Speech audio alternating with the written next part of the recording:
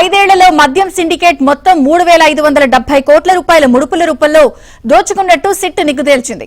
మద్యం సిండికేట్ కి కేటగిరీల వారీగా ఏ సంవత్సరంలో ఎంత ముడుపులు అందింది, ఏ బ్రాండ్ కు ఎలా ముడుపులు నిర్ణయించింది, కుట్రను ఎలా అమలు చేసింది ప్రాథమిక ఛార్జ్షీట్లో సిట్ వివరంగా పేర్కొంది. మద్యం డిస్టిల్లరీలను బెదిరించి వసూళ్లకు పాల్పడ్డారని, మద్యం బేసిక్ ప్రైస్ పై 20% ముడుపులు జగన్ బాచ్ కు చేరినట్లు సిట్ తేల్చింది. ఒక్కో మద్యం కేసుపై 600 రూపాయల వరకు వసూళ్లకు పాల్పడ్డారని ఛార్జ్షీట్లో చేర్చారు.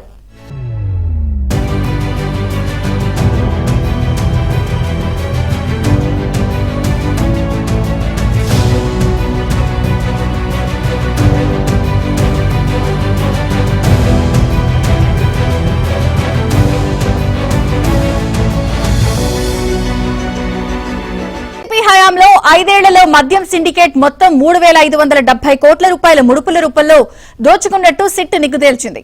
మద్యం సిండికేట్ కి కేటగిరీల వారీగా ఏ సంవత్సరంలో ఎంత ముడుపులు అందింది, ఏ బ్రాండ్ కు ఎలా ముడుపులు నిర్ణయించింది, కుట్రను ఎలా అమలు చేసింది ప్రాథమిక ఛార్జ్షీట్లో సిట్ వివరంగా పేర్కొంది. మద్యం డిస్టిల్లరీలను బెదిరించి వసూళ్లకు పాల్పడ్డారని, మద్యం బేసిక్ ప్రైస్ పై 20% ముడుపులు జగన్ బాచ్ కు చేరినట్లు సిట్ తేల్చింది.